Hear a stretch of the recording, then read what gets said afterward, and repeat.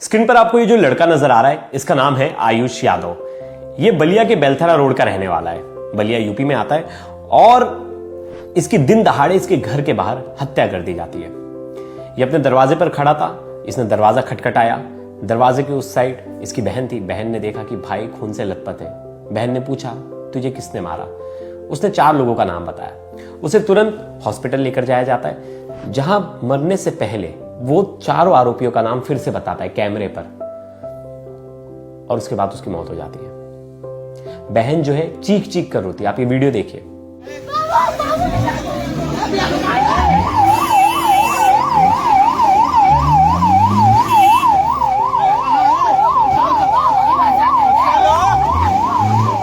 चीख चीख कर बहन रो रही है और बहुत ज्यादा हताश है।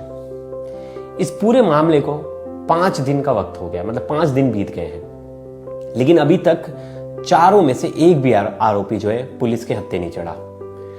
यूपी पुलिस वैसे तो बहुत सीना ठोकती है कि हम आरोपियों का एनकाउंटर कर देते हैं, पकड़ लेते हैं, तुरंत बुलडोजर चढ़ा देते हैं, लेकिन अभी तक ना किसी के घर पे ऐसी कार्रवाई हुई है, ना कोई ऐसा एक्शन लिया गया है। और ये खुद परिवार वालों का आरोप है। जो उसकी बहन है प्राची यादव, वो आरोप लगा रही है। अब ये जो लड़की है, 5 दिन से ज्यादा का समय बीत गया है, तो अब इसका सब्र का बात टूट पड़ा है। अब ये कह रही है कि अगर पुलिस नहीं ढूंढेगी और अगर ये आरोपी मुझे मिल गए तो मैं इन्हें गोली मार दूंगी। एक बार सुनिए। और प्रशासन नहीं करेगी तो हम मारेंगे। सुन ले प्रशासन, सुन ले पूरा देश सुन ले, हम मारेंगे। हमको जहाँ दिखेंगे सब हम वहीं गोली मारेंगे अपने बाबू के लिए। जब लड़की को लग रहा है कि अब पुलिस से न्याय मिलने वाला नहीं है, आरोपी इतने इजीली भाग गए, फरार हो गए, और ना आरोपियों के घर पे बुलडोजर चल रहा है, ना कोई एक्शन हो रहा है, मतलब तमाम तरह के आरोप लगाए कि बाकी आरोपियों के घर पे तो तुरंत एक्शन हो जाता है, बाकी आरोपियों पर भी तुरंत एक्शन हो जाता है, लेकिन मेरे भाई के मामले में अभी तक पुलिस कुछ भी नहीं कर रही है। अगर मेरे हाथ वो चढ़ गए आरोपी तो मैं उनकी गोली मारकर हत्या कर दूंगी। सीधा धमकी दिया है लड़की ने। वैसे ये पूरा मामला है क्या? ये एक लड़का है, कॉलेज के समय में हर कॉलेज में ग्रुप होता है, हर एरिया में ग्रुप्स होते हैं, तो उसी तरह इनके बलिया के बेलथरा रोड में एक ग्रुप था। वो ग्रुप चलता था वहां के पिन कोड के नाम से। पिन कोड था 221715। इस पिन कोड के नाम पे इनका गैंग था, गैंग या ग्रुप कह लीजिए। छोटे मोटे लड़ाई झगड़ा, भौकाल दिखाना, गैंग बना के छोटी मोटी मारपीट करना, ये सब चीजों में इन्वॉल्वमेंट था। अब ऐसा नहीं था कि आयुष दूध का धुला था, उसके ऊपर कोई केस नहीं थे, उसके ऊपर 4-5 मुकदमे थे, उसके ऊपर गुंडा एक्ट भी लगा दिया था पुलिस वालों ने, तो उसके ऊपर केसेस थे। लेकिन उनके पिता को जब ये पता चला कि मेरा बेटा गलत संगति में है और गलत चीजों में इन्वॉल्व है, तो उन्होंने उसे एक होटल किराए पर लिया, रेंट पर, और बोला कि तू बिजनेस संभाल, और उसे बलिया से बनारस शिफ्ट कर दिया। अब वो बनारस में अपने नए होटल के काम में लगा था, लीज पे लिया था, वो चलाने के लिए। बताया जाता है, पिता कहते हैं कि अब इस बात की खुन्नस जो उसके ग्रुप के बाकी लोग थे उनको थी कि ये बाहर जाके अच्छा सेटल हो गया, स्मार्ट था, हाँ, और हमारे ग्रुप को इसने छोड़ दिया। इस बात की खुन्नस रख के उससे 2 से 3 बार इन्होंने लड़ाई की। एक बार पहले भी फरवरी में उसके ऊपर फायरिंग की, लेकिन उसके बाद भी पुलिस ने उन पर कोई एक्शन नहीं लिया। और आज ऐसी नौबत आ गई कि दिन दहाड़े गोली मारकर हत्या कर दी गई और आरोपी अभी तक फरार है, उनके बारे में कोई अता पता नहीं है। शुरुआत से जानेंगे मामला था क्या, क्या क्या हुआ, इनकी किनसे दोस्ती थी, कौन कौन से केसेस थे, जो आयुष है उसका क्या बैकग्राउंड है, उसके ऊपर कितने क्रिमिनल केस है, जिन लोगों ने मारा है उनका क्या बैकग्राउंड है, ये जो गैंग था वो ग्रुप क्या काम करता था, सब कुछ डिटेल में डिस्कस करेंगे। लास्ट तक इस वीडियो में बने रहिएगा। 13 दिसंबर को आयुष यादव अपने घर के बाहर खड़े थे। अचानक से 2 बाइक पे 4 लोग आते हैं और फायरिंग करके वहां से भाग जाते हैं। आयुष को 1 गोली जांघ पर लगती है और 2 गोली सीने पर। आयुष तुरंत अपना दरवाजा खटखटाते हैं। दरवाजे की इस साइड उनकी बहन थी और वॉशरूम में उनके पिता थे। बहन जो है प्राची दरवाजा खोलती और पूछती, भैया तुम्हें किसने मारा? तो वो 4 लोगों का नाम बताता है, जिसमें से पहला नाम था अनिल सिंह, रॉबिन सिंह, राज सिंह और पवन सिंह और रोहित, और एक नाम उन्होंने डाइंग डिक्लेरेशन में भी बोला। अब वो वहां बेहोश हो जाता है। तुरंत घर वाले उसे लेके जाते हैं, पास में ही हॉस्पिटल है, मऊ हॉस्पिटल वहां। अब वहां इलाज होता है। इलाज के दौरान डॉक्टर कहते हैं कि मामला बहुत सीरियस है, आप इन्हें बनारस लेके जाओ। तो तुरंत वहां से बनारस के लिए निकल जाते घर वाले लेकर ट्रॉमा सेंटर। तो मऊ में जब तक वो होश में था तो पुलिस के सामने उन 4 आरोपियों का नाम बताता है मरने से पहले आयुष यादव का। ये लास्ट डाइंग डिक्लेरेशन सुनिए। राज था। अब उसके बाद कौन था? कौन मारा बेटा? राविन, हाँ राज, पवन, रोहित। रोहित ने मौत से कुछ सेकंड पहले का ये वीडियो है और इसमें ये चारों आरोपियों का नाम बता रहा है। उसके बाद जब बनारस लेके जाया जाता है तो उनकी मृत्यु हो जाती है। अब उन्हें उनके गांव वापस लेकर आया जाता है, उनकी डेड बॉडी को, और उनके पिता जो है वो उन्हें मुखाग्नि देते। आयुष की दो बहनें, एक प्राची और एक उनसे छोटी बहन है। अब आयुष जो है वो पहले एक ग्रुप में हुआ करता था। इसके पीछे की जो वजह पता चली कि हमला किसने किया, क्योंकि जो जिन लोगों का आयुष ने नाम बताया था वो लोग हैं कौन, क्या दुश्मनी थी। तो पता चला कि वही लोकल में एक ग्रुप है और उस ग्रुप का नाम था 221715 और ये वहां का लोकल पिन कोड था और इसी पिन कोड के साथ इन्होंने गैंग बना दिया था, 22175 गैंग। और छोटे मोटे झगड़े, भौकाल दिखाना एरिया में, आपने देखा होगा बहुत सारे लोकल एरिया में गैंग्स होते हैं। मतलब कुछ ऐसा नहीं कि किसी बहुत बड़ा कुछ वर्चस्व कायम कर लिया, लेकिन हर एरिया में छोटे छोटे गैंग्स होते हैं। वैसे ये गैंग्स ऑपरेट कर रहे थे, छोटी मोटी मार धाड़, लड़ाई झगड़ा, किसी का सर फोड़ दिया, किसी से मारपीट कर ली, किसी के ऊपर फायरिंग कर दी, इस तरह के एक्टिविटी में ये एक्टिव थे। कई साल तक बताया जा रहा है कि जो आयुष था खुद इन ग्रुप्स में इन्वॉल्व था और उसके ऊपर 5 से ज्यादा मुकदमे थे। बाकायदा पुलिस ने हर एक जितने भी ये गैंग में लोग थे उनके बारे में डिटेल दिया था और उनके बारे में कितने मुकदमे, वो भी उसकी भी फेहरिस्त पुलिस के पास थी और वो मैं आपको इस स्क्रीन पे स्क्रीनशॉट दिखा रहा हूँ कि 5 मुकदमे थे। अब ऐसे में आयुष के जो पिताजी हैं वो रोडवेज में एम्प्लॉय हैं और वो रोडवेज बस चलाते हैं, बच्चा यादव नाम है। उन्हें लगा कि बेटा जो है इनके चंगुल में फंस गया है और बिगड़ रहा है, तो अपने बेटे को बोला कि तुम बेटा एक बिजनेस स्टार्ट करो, मैं उसमें तुम्हें हमारी मदद करता हूं। तो बनारस में एक होटल जो है वो रेंट पे लेते हैं इसके लिए, अपने बेटे आयुष यादव के लिए। आयुष चला जाता है वो होटल संभालने के लिए और वो होटल संभालता है और वहीं से वो सोच रहा था नई जिंदगी की शुरुआत करने के लिए, क्योंकि यहाँ अगर इन दोस्तों के बीच में रहेगा तो और लड़ाई झगड़ा और इन सब चीजों में फंसा रहेगा, लोगों के साथ दुश्मनी होगी। तो पिता ने बहुत अच्छा दिमाग लगा और अपने बेटे को उस जगह से बाहर निकाल दिया। फरवरी में एक बार वो वापस आता है रिटर्न एक शादी में और उसके ऊपर वही जो उसके दोस्त है जिन्होंने अभी फायरिंग की, इन्होंने फायरिंग की थी, उस समय घर वालों ने उनके खिलाफ कंप्लेंट दर्ज करवाई थी।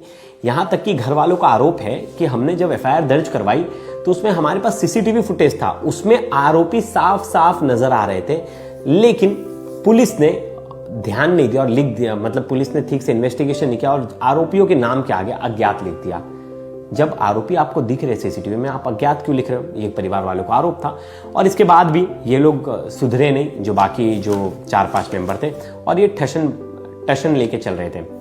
अब इनके पिता से पूछा गया कि ये टशन मान क्यों रहे थे, मतलब आपके बेटे से इनकी ऐसी क्या दुश्मनी? तो बोला कि मेरा बेटा अपनी लाइफ में अच्छा करने लगा था, मेरा बेटा इनके ग्रुप में सबसे स्मार्ट था, सबसे हैंडसम था और उसकी पर्सनैलिटी बहुत अच्छी थी। इस बात की जलन इनके अंदर स्टार्टिंग से थी। ये पॉइंट ढूंढते थे छोटा मोटा कुछ भी मेरे बेटे से लड़ाई करने का, और वर्चस्व की लड़ाई थी, क्योंकि इसका कद बहुत ज्यादा था, इनका कद छोटा था। अगर इनसे लड़ाई करेंगे और इनसे लड़ाई करके अगर इनके साथ कुछ होता है आयुष के साथ, तो बाकी लोगों का कद बढ़ जाएगा। ऐसा पिता का आरोप है और घर वालों का आरोप है। ऐसे ही कुछ हुआ, बताया भी जा रहा है जो लोकल लोग हैं, और इसी के चलते जो है आयुष की हत्या कर दी गई। अब ये जो गैंग था इनमें वर्चस्व की लड़ाई थी, आपस में दिखावा इतना ज्यादा था कि कौन सबसे बड़ा, और वो बड़ा बनने के चक्कर में जो आयुष की है बलि चढ़ गई। अब इसमें 5 दिन से ज्यादा का समय बीत गया। ये पिछले शनिवार का पूरा मामला है और उस 13 दिसंबर तारीख है, 13 दिसंबर को हत्या हुई है शाम के 7 बजे के आसपास, और अब तक कोई भी आरोपी इसमें पकड़ाया नहीं। जो चारों के चारों आरोपी फरार हैं और यूपी पुलिस इतना बनती है कि हम इतना एक्टिवली काम करते हैं, लेकिन बलिया पुलिस इस काम में पूरी तरह फेल है। बाकी के आस पड़ोस के दोस्त यार बाकी लोगों को अरेस्ट करिए, लेकिन अभी तक मुख्य आरोपी जो है वो फरार है। अब परिवार वालों का आरोप है, पिता कह रहे हैं कि पुलिस ठीक से इन्वेस्टिगेशन तो कर रही है, लेकिन बेटी का आरोप है कि उसकी जो बहन है वो कह रही है कि नहीं, पुलिस की हम कार्य प्रणाली से संतुष्ट नहीं है और पुलिस जो है ठीक से काम नहीं कर रही। पुलिस अब तक दूसरा कोई मामला होता और कोई और होता तो उसका घर बुलडोजर से गिरा देती, अभी तक एनकाउंटर कर देती, आरोपियों को पकड़ के आरोपियों के पैर में गोली लग जाती। लेकिन मेरे भाई के मामले में कुछ भी नहीं हो रहा है। उसने यहाँ तक कि सीएम योगी आदित्यनाथ से भी गुहार लगाई कि मेरा बाबू, मतलब अपने भाई को बाबू बोलती, मेरे बाबू के लिए आप लोग कुछ भी नहीं कर रहे। हत्या हो गई, 5 से ज्यादा दिन समय बीत गया, लेकिन अभी तक कोई भी इसमें एक्शन नहीं हुआ है, किसी की भी गिरफ्तारी नहीं हुई है और वो चाह रहे हैं कि आरोपियों का फुल एनकाउंटर होना चाहिए। अब बाकायदा सब्र टूट गया है, 5 दिन से ज्यादा का समय हो गया है। तो प्राची जो है खुद मीडिया से आके बात कर रही है और बोल रहे हैं कि अगर हमें न्याय नहीं मिलता, हमें न्याय ही नहीं मिलता तो अगर मुझे आरोपी मिल गए तो मैं खुद उन्हें गोली मारूंगी। एक बार सुनते हैं प्राची ने क्या कहा। और प्रशासन नहीं करेगी तो हम मारेंगे। सुन ले प्रशासन, सुन ले पूरा देश सुन ले, हम मारेंगे। हमको जहाँ दिखेंगे सब हम वहीं गोली मारेंगे अपने बाबू के लिए। प्राची के इस बयान के बाद इनका ये जो बयान है ये पूरे सोशल मीडिया पर वायरल है कि ऐसे एक बहन जो है वो रो रही है और वो कह रही है कि अब सब्र का बात टूट पड़ा है और अभी तक आरोपी नहीं पकड़ा है। तो पुलिस की कार्यशैली पर बहुत ज़्यादा मुझे शक हो रहा है कि पुलिस ठीक से काम नहीं कर रही और पुलिस ने अभी तक कोई एक्शन नहीं लिया। जो लड़के के पिता है बच्चा यादव, इन्होंने शुरुआत से बताया कि मेरे बेटे के साथ हुआ क्या था, मेरा बेटा कैसे इनसे अलग होना चाह रहा था और जो मेरा बेटा इनकी गंदगी से निकलना चाहता था, इनके ग्रुप से निकलना चाहता था, लेकिन ये लोग मेरे बेटे के पीछे हाथ धोकर पड़े थे। और ऐसा अक्सर होता है अगर कोई कम एज में किसी गलत संगत में पड़ जाता है। संगत बहुत इंपॉर्टेंट चीज़ है, मतलब मैं हर जो माता पिता अगर ये वीडियो देख रहे होंगे, संगत बहुत इंपॉर्टेंट है। अगर आपको पता है आपका बेटा किसी ऐसे गलत ग्रुप में रह रहा है, स्टार्टिंग में तो बहुत अच्छा लगता है कि अरे बेटे के 10 दोस्त है, घर आ रहे, छोटा मोटा कुछ झगड़ा हो गया, 10 लोग आ गए, बेटे का वर्चस्व है, लेकिन वो बाद में वो चीज़ बड़ी तकलीफदायक हो जाती है। आप पुलिस पे भरोसा कीजिए, जैसे पुलिस के ऊपर निर्भर रहिए। इस तरह से अगर आपका बेटा किसी गलत लोगों के साथ इन्वॉल्व हो रहा है तो आपके लिए घातक है। वही बच्चा यादव की स्टोरी से भी ऐसे ही पता चलता है। वो बता रहे कि मेरा बेटा इनके साथ शुरुआत में तो इन्वॉल्व था, मेरे बेटे को चढ़ा के मारपीट करवा देते थे, बहुत सारी चीज़ों में इन्वॉल्व करवा दिया था। अब मैंने सोचा कि मेरे बेटे को निकाल के इस दलदल से बाहर निकाल के मैं जब उसे बनारस भेज रहा था तब भी इन लोगों को चैन नहीं था और इन लोग ने मेरे बेटे की हत्या कर दी। एक बार सुनते हैं हमारे जो संवाददाता हैं अनिल बलिया से, उन्होंने परिवार वालों से बातचीत की और परिवार वालों ने पूरी स्टोरी बताई, उनके पिता ने पूरी स्टोरी बताई। एक बार उन्हें सुनते हैं। इसको खोद करके इसको झगड़ा कराया जाता था। 2-4 झगड़े में ये सब इसको सम्मिलित कराया गया, या जिस झगड़े में नहीं रहा उसमें भी इसका नाम डाला गया, जिससे आज उसका नाम उसमें भी लिया जा रहा है कि ये भी झगड़ा करता था। लेकिन तो मेरा बेटा न चाकूबाज था न गोलीबाज था, इस तरह का कोई व्यक्ति नहीं था, न इस तरह के उसके सब कुछ हैं। अब मेरे कहने की बात नहीं, अगर मीडिया के माध्यम से मैं कहना चाहता हूँ कि अगर कोई कुछ कहता है तो क्या कई चार्जशीट मेरे लड़के के खिलाफ लगी हो, स्वयं जांच कर ले। नहीं, जब पहले इनको छेड़ते थे लोग तो तब उस समय इन्होंने कोई FIR दिया था, पुलिस के आप लोगों में सूचना दिया था? 1 मिनट सर, देखिए अभी पिछले फरवरी को यहाँ दीपक सिंह के यहाँ मुजौना में एक शादी कार्यक्रम था, तिलक कार्यक्रम था, उसमें भी यह पवन सिंह और इसके दोस्तों ने गोली फायर किया और वहाँ CCTV कैमरा लगा था जिसमें इन सबों गोली फायर करते हुए, शक्ल दिखाते हुए हमारा लड़का वहाँ से भाग गया, निकल गया। और पुलिस जो CCTV कैमरा था वो वायरल हो गया। उसके बाद भी अज्ञात मुकदमा दर्ज किया गया। क्या मतलब, क्या समझेंगे आप खुद। ये थे आयुष के पिता और अब देखना होगा कि पुलिस जल्द से जल्द ये मामला सॉल्व करती है, आरोपियों को पकड़कर कोर्ट में पेश करती है और पता लगाने की कोशिश करनी है कि सबसे मेन वजह क्या है, क्योंकि सबसे बड़ी वजह एक ही चीज बन सकती है, या दुश्मनी या तो इसके पीछे कोई और वजह थी। क्योंकि क्या सिर्फ दिखावे के लिए, क्या अपना वर्चस्व बढ़ाने के लिए हत्या की गई या इसके पीछे कोई और वजह थी। अब इन वजहों के पीछे पूरी स्टोरी घूम रही है। वजह जब तक साफ नहीं हो जाएगी तब तक तो ये पता लगाना कि क्या हुआ था, क्यों हुआ था, ये वर्चस्व की लड़ाई थी या कुछ और, इस पर तो ज़्यादा कमेंट नहीं कर सकते। लेकिन देखना होगा पुलिस कब तक इस केस को सॉल्व करती है और वजह का पता कब लगाती है और उस बहन की सुनती है कि नहीं। वो बहन रो रही है और बहन कह रही है कि मेरे भाई के गुनहगारों को सज़ा दिलाओ। तो यूपी पुलिस से ये काम होता है कि नहीं, या आरोपी ऐसी फरार चलते और ये फाइल ऐसी बंद पड़ जाती है। तो दोस्तों इस पर आपकी क्या राय जरूर बताइएगा। तब तक के लिए धन्यवाद। उसका नाम ब्रिजेश डोम है, वो डोम है जाति से, डोम है, घोसी का उर्फ प्रिंस नाम है और उसका पेशेवर है, वो 50,000 का शायद इनामी भी है। ये 18वीं मुकदमे है उसकी। हम हाथ नहीं लगा रहा हूँ, साक्ष्य का इंतजार कर रहा हूँ कि साक्ष्य के साथ मैं प्रमाणित करूँ आपके सामने। संतुष्ट नहीं आपका भाई? संतुष्ट पूरी तरह नहीं भाई साहब, 3 दिन हो गया। तो हम ये बात दावा कर रहे हैं कि जो ये 4 नाम लिए गए हैं, 3-4 लोग, एक पे 11 मुकदमा है, एक पे 9 मुकदमा है, एक पे अभी 7-8 मुकदमा है, मतलब 10 मुकदमे के सब अपराधी हैं। पूरे प्रदेश में एक तरह से जंगल राज हो गया है, बेखौफ है अपराधी, कहीं अपराध रुकने का नाम नहीं लगा है। नमस्कार, मैं हूं कमलेश और आप देख रहे हैं आधुनिक भारत न्यूज। दोस्तों इस वक्त हम हैं बेलथरा रोड आयुष यादव जो हत्याकांड हुआ है 7 बजे शाम को ही इसको गोलियों से वार करके उसको मौत घाट उतार दिया गया। ये घर है और ये उनके पिताजी हैं आयुष यादव के, और देवरिया के समाजवादी पार्टी के जिला अध्यक्ष हैं व्यास यादव जी। आज मिलने के लिए आए हैं। आज समाजवादी पार्टी का एक प्रदर्शन भी था। जो हत्या हुई क्या किस कारण से हुई, कुछ पता है आपको? कोई कारण नहीं था। मेरे लड़के का किसी प्रकार का किसी से कोई झगड़ा नहीं था। बाकी कोई कहने वाला कहता रहे, वह कोई झगड़ा वगड़ा करता था तो मैं छुड़ाने का काम कर देता था, उसके तरफ खड़ा हो जाता था, ये उसका गुण था। कोई किसी को मार रहा है तो ये पूछ देता है क्यों मारते हो भाई, हटो। ये सब छोटी छोटी चीजें, हत्या का मतलब वहाँ कोई प्रश्न नहीं बनता था। लेकिन बालक हमारा कुछ दिन इधर उधर 2-4 झगड़ा वाला लड़कों वाले झगड़ा में रहा, ये बात सत्य है। हमने उसको हटाया वहाँ से। हमने उसको ये भी कहा हमसे कि हम नौकरी नहीं करेंगे, हम व्यवसाय करेंगे। हमने बनारस में दशाश्वमेध घाट पे और गोदौलिया पे 2 लीज पे होटल लेकर उसको दिया। वो महाकुंभ में बहुत बढ़िया चलाया भी है। मैं पैसा घर को भी दिया बढ़िया, जिससे हमारी बिटिया की शादी भी संपन्न हुई। लेकिन इसको लोग डिस्टर्ब करना चाहते थे बार बार। डारा मैं यादव वंश से हूँ, इसलिए कि आगे जा रहा था लड़का या मैं जा रहा था उससे, इस वजह से उसको बार बार डिस्टर्ब करने की कोशिश की जा रही थी। और लास्ट में उन लोगों की बात, लोग कहते थे कि मेरे साथ हो, कहता नहीं रहेंगे हम, हमारा रास्ता दूसरा है। हमारे साथ आओ किस लिए हमारे साथ बोला? हम लोग से दोस्ती करके रहो, पेशेवर हैं। अच्छा, उन लोगों का अपराध करना ही काम है बस, ठीक आगे नहीं। अपने गैंग में उसको शामिल करना चाहते हैं। मना किया 1 बार नहीं 2 बार 3 बार मना किया कि आप लोग अपने रास्ते पे जाओ, हम न तुम्हारी शिकायत करेंगे न तुमसे बात करेंगे, हमारा काम दूसरा है। लेकिन इन लोगों को हजम नहीं हो रहा था। अच्छा। और लास्ट में पैसा रुपया दे करके क्या करके आखिर हत्या कराई दी। जो हत्यारा थे वो क्या इनसे पहले से भी कुछ संपर्क था, कोई किसी प्रकार के वाद विवाद हुआ था या ऐसे? इनसे व्यक्तिगत कोई वाद विवाद नहीं। अच्छा। हाँ, इनसे व्यक्तिगत कोई वाद विवाद नहीं। हाँ। बस वही खुंदस थी कि ये कैसे आगे जाता ना, कैसे आगे जाता, या मेरी बात क्यों नहीं मान रहा है, यही सब खुंदस थी। बाकी तो जब आयुष बनारस रह रहे थे तो घर पे कब आए थे? घर पर हम जानते हैं कि 15-20 दिन पहले आए थे, और 22 तारीख को मेरा टिकट था, अभी आज ही कैंसिल हुआ है। हमको जाना था खाटू श्याम जी, तो हम रोक दिए उसको कि अब तुम हम आ जाए लौट कर तब जाओ, नहीं तो चला गया होता।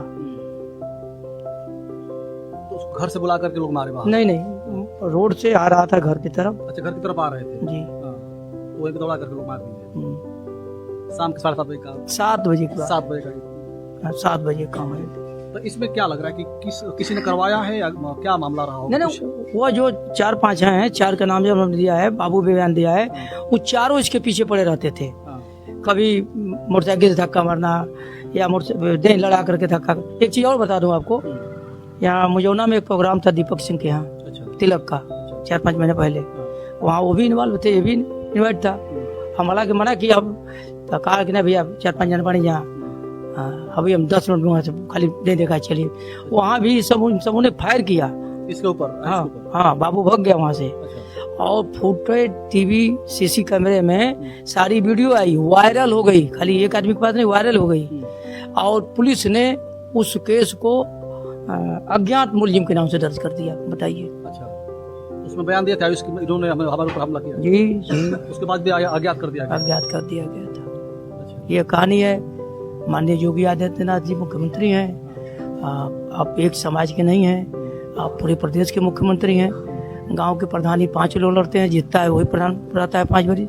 तो मैं तो उनसे आग्रह करूंगा, अनुरोध करूंगा कि आप एक संत आदमी हैं, लेकिन आप सत्यता का साथ दीजिए। जो गुनाहगार है उसे सजा दिलवाइए। प्रशासन अभी कैसा कार्रवाई कर रही है? अब वो कह रहे हैं कि हम कर रहे हैं। हमको आश्वासन मिला है कि मैं आपको 1 दिन में 2 दिन में आपको साक्ष्य के साथ हम प्रमाणित कर दूंगा, पकड़ के दिखा दूंगा। हम हाथ नहीं लगा रहा हूँ, साक्ष्य का इंतजार कर रहा हूँ कि साक्ष्य के साथ मैं प्रमाणित करूँ आपके सामने। संतुष्ट नहीं आप कार्रवाई? संतुष्ट पूरी तरह नहीं भाई साहब। 3 दिन हो गया, मुझे 24 घंटा का मोहलत दिया गया था कप्तान महोदय के द्वारा, और उनके निर्देश पे ही हमने बॉडी का संस्कार कराया। उन्होंने कहा था कि आप बॉडी का संस्कार कराइए और आपको शिकायत का मौका नहीं मिलेगा।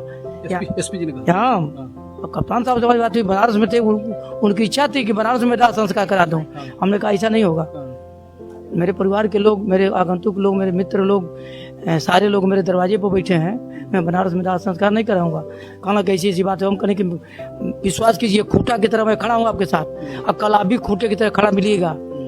जिस बात को आज भी एचएसओ महोदय ने कहा है कि मैं आपकी बातों से पूरी तरह सहमत हूँ, आपने जो किया कहा वो किए। हमने कहा कि तो आप जो किए वो कहे वो करिए, इतना ही बात है। अध्यक्ष जी क्या कहेंगे, आप देवरिया से आए हैं और लगातार इस प्रकार घटना कहीं प्रदेश में हो रही है, और जो आयुष यादव के साथ में हुई है, घर के बगल में दौड़ा करके मारना गोली, और वो भी 7 बजे शाम को ही, एकदम शाम है, वहाँ पे लगातार लोग आते जाते हैं, किसी प्रकार किसी अपराधी के पास भय नहीं है। क्या कहेंगे इस प्रकार घटनाओं की? पूरे प्रदेश में अपराधी निर्भीक हैं, और जिसका उदाहरण है कि बलिया में ये राहुल उर्फ आयुष के घर हम लोग आए हैं देवरिया से। आज जो स्थिति है आपके सामने, उनके पिताजी ने क्या क्या कहा। वो लड़का कहीं से अपराधी भी नहीं था, वो एक लड़का जो है कि मदद करता था लोगों को, लेकिन उसको गोली मार करके हत्या करना, इसकी हम निंदा करते हैं। और अभी इन्होंने बात कहा कि अगर जो उसके ऊपर गोली चली 4-5 महीना पहले, और इन्होंने जब नामजद FIR किया तो उस पर अगर जो कार्रवाई हो गई होती तो ये आज पुनरावृत्ति घटना की नहीं होती। इसलिए कहीं घटना पर कार्रवाई नहीं हो गई है, जो भी जाति और धर्म के हिसाब से कार्रवाई हो गई है। अभी दूसरा कोई होता तो बुलडोजर चल जाता, लेकिन इस समय तक 3 दिन नहीं, ये 4 दिन हो गया। घटना 13 तारीख का है। 4 दिन में जिस तरह से अपराधी को पकड़ लेना चाहिए, लेकिन अभी अपराधी पकड़े नहीं गए। और उसके बाद से जो परिवार के लोग, एक इकलौता लड़का था, आज प्रशासन से हम मांग करते हैं कि इस परिवार के लिए आर्थिक मदद की जाए, और जो अपराधी हैं उसके लिए आज पार्टी के लोगों ने धरना दिया था, मैं भी आया। उसके बाद से आज मीटिंग हुई है डाक बंगले पर। उसके बाद से उन लोगों ने समय दिया है और कहा है कि जल्द ही हम लोग पार्टी की बैठक करके और बड़ा आंदोलन करेंगे। हमने भी कहा है कि जो भी होगा, हम देवरिया से हम लोग भी आ करके इस घटना के लिए, चाहे भी जो भी घटनाएं हुई उसमें हम लोग सहयोग करने का काम करेंगे। एक साथी मैं घोर निंदा करता हूं कि आज पूरे प्रदेश में एक तरह से जंगल राज हो गया है, बेखौफ है अपराधी, कहीं अपराध रुकने का नाम नहीं लगा है। अभी यहीं हमारे देवरिया जनपद में एक टीचर देवेंद्र यादव की गोली मार कर हत्या कर दी गई। अगर जो घटना पर अपराधी पकड़े जाते और कठोर कार्रवाई होती तो ये घटना नहीं होती।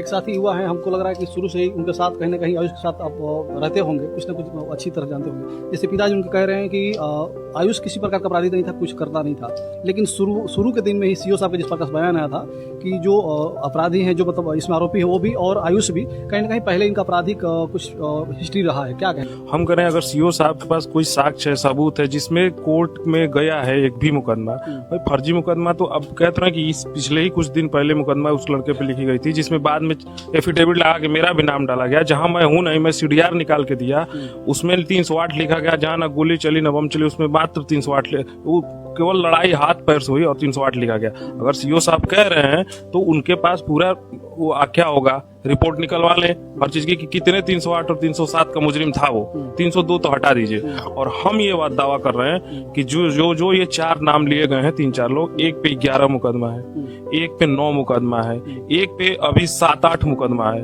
मतलब 10 मुकदमे के सब अपराधी हैं। और 307 से लगाए, अभी जो एक राज सराफ का नाम लिया जा रहा है, वो समिट जैसी बिल्डिंग में लखनऊ में गोली चला करके आया है, और यहाँ से वहां करता है तो यहाँ आता है, यहाँ करता है तो नोएडा जाता है, यही करता है वो। ये हम अगर सीओ साहब कह रहे हैं तो हम कह रहे हैं कि चार्जशीट लगी होगी, FIR कापी होगी, तो 8-10 मुकदमा इसके नाम होगा ना, तो वो चीज साक्ष्य दे दे मीडिया के सामने। हम लोग को नहीं चाहिए, वो मीडिया कोई दिखा दे कि हाँ ये अपराधी किस्म का व्यक्ति था। ये इस चीज को कंक्लूड कर रहे हैं दोनों लोग कि ये गैंगवार दिखाना चाहते हैं। अच्छा। गैंगवार दिखा करके और इस पे लिपापोती करके खत्म करना चाहते हैं, यही बात है। अभी 308 लिखा गया एक मुकदमा में, जिसकी मेरे पास बयान आया, उस लड़के का वीडियो है, समीर कुमार उर्फ मंटू, 25 तारीख को, इसी पिछले 25 तारीख को उसके मार के 2 हाथ दोनों तोड़ दे गए। उसकी इतना मारा गया कि उसकी डायलिसिस हो रही है KGMU में, वो आज कल वो भी चल रहा है। और कंचन वर्मा, यही सारे लोग थे, एकदम सेम नाम, अच्छा, रॉबिन सिंह, ये सारे लोग यही थे। और उन पे मात्र मुकदमा लिखी गई 308 की, और वो SC कैटेगरी का लड़का था। SC कैटेगरी की 3 धाराएं हैं, दो बो बो, मात्र 1 धारा लगाई गई है जो सामने से बोला जाता है। तो इस प्रकार की बाइसिंग हो रही है, जात धर्म चाहे जो कहिए। हम कह रहे हैं कि चलिए आप कर रहे हैं कि आज विश्व गुरु हम लोग जहाँ है विश्व गुरु में है ना, तो वहां से लारोंज बिश्नोई के भाई को उठा ला रहा जा रहा है, वो कोडीन माफिया को उठाया जा रहा है, और एक आदमी यहाँ 7 बजे वारदात करता है। पुलिस, जो लड़का एक्सपायर हुआ वो लड़का पुलिस को बयान दे करके मरता है, और ये कहाँ से नाकाबंदी नहीं हुई? आप मीडिया के हैं, मैं पुलिस से तौर पर क्या नाकाबंदी नहीं हुई? यानी पुलिस प्रशासन फेल है या बाइसिंग हो रहा है, दोनों में से कोई एक है। और पुलिस प्रशासन मैनेज की, हाँ आपदा संस्कार करिए भाई। हम इकलौता लड़का था, लास्ट पे लोग कहेंगे कल को की राजनीति हो रही है, चाहे जो भी हो रहा है, उस चीज को फ्यूनरल्स वाला कार्यक्रम खत्म कर दिया गया।